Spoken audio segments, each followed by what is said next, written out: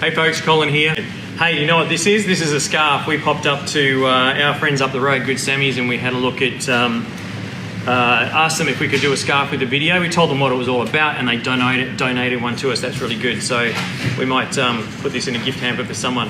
All right, what we're going to talk about today is fireworks and thunder and how to settle your dog down. A lot of dogs have a tendency towards being affected by thunder and fireworks as well. So there's a few tips here and we're going to go through the half thunder wrap on our little mate and show you how we do a wrap. So let's do that so that people watching can start to see what we're doing. So what you want to do is get a length of material that's roughly about the same sort of length as you see what I'm doing of your dog. Make sure it's quite flat, make sure it's quite broad on the dog's chest as well, because you want to get some good coverage and make it really comfortable. Now, what I'll do is I'll just fold this over. This one may not be the best, and then start nice and firm too, okay? Don't be shy about getting it fairly firm under the neck, and basically this will just cross over behind the neck, so that gives you a nice collar effect. And then what I'd like you to do then, make sure it's nice and broad still. This is not very cooperative material, but that goes under the girth, through, and then over the top. Now, when you get your favourite piece of material to do this, you can then trim off this excess tag and make sure that's nice and firm around the chest and nice and broad as well. Now, that's going to give the dog a virtual hug, basically. So it's going to be quite snug, and that will help. If we put one of these on our little guy, he kind of just goes, oop, and he stops. It kind of frees him. There's actually a film where a lady did a university study, and she actually did this on cattle in a crush. Watch that film. I don't know the name of the film. I'm sorry, it escapes me at this time.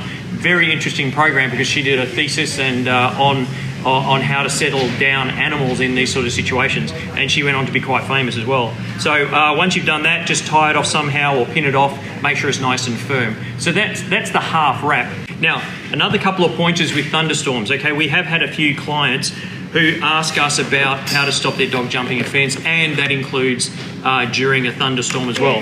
So what we have our pet barrier dog fence, which puts a radio signal around the property of the house, and the radio signal comes out about 1 to 2 meters. The dog wears a collar, the dog reacts.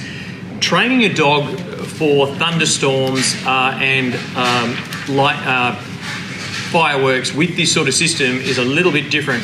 If I was going to train a dog with a radio dog fence not to go near the fence when there is a thunderstorm, I would actually teach them that there is a safe place, which is listed on my list as well.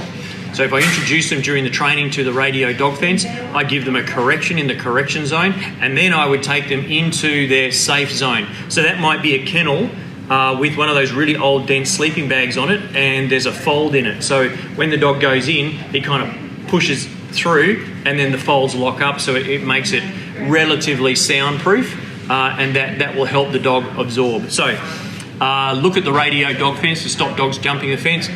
And when you're dealing with a dog that's got anxiety due to thunderstorms or fireworks, you are not dealing with the same dog. So you do need to do some training. It's not to say it's going to work 100% of the time, but it gives you a good chance at making sure that when the dog does try get the thunderstorm and the anxiety, instead of going to the fence, you've taught him that he has to go to his safe place with the radio dog fence.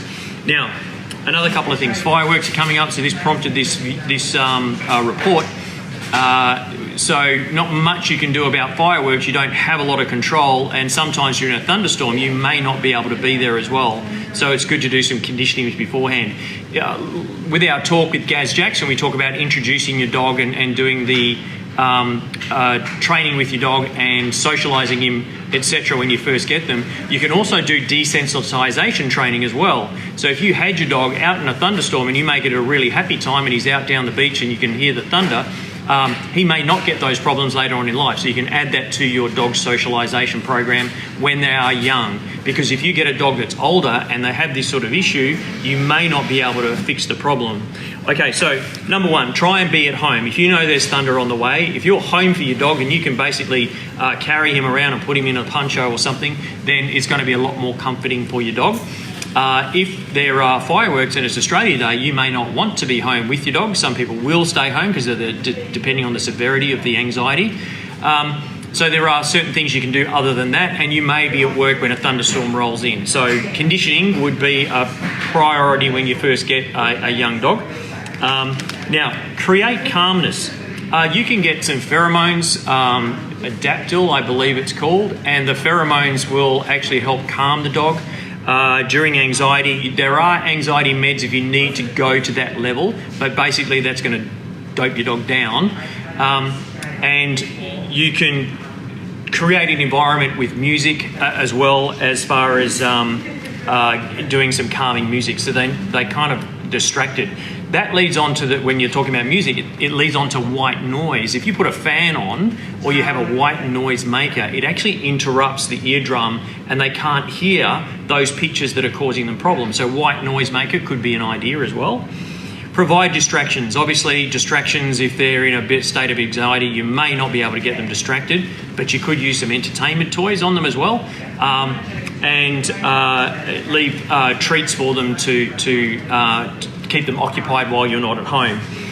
Make a safe place. If you've got somewhere where your dog can go, as I was mentioning with the dog fence system, with the flags, if you're training them and you're teaching them that when they feel and they hear the stim from the collar, you can then make a safe place, which would be like soundproof, so soundproofing a kennel.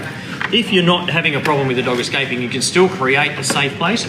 You can use the crate as well. So during crate training, we want to teach the dog that this is where you go when you need to. So crate training is a very good way to go, and a nice safe place, a soundproof room if you need to go to that sort of level. White noise, compete with the noise as well, other music as well. I think we've mentioned that in providing distractions. And you could also talk to your vet, because they might have some things that you can do with the pheromones and the anti-anxiety medication that's going to help, even if it's just temporary.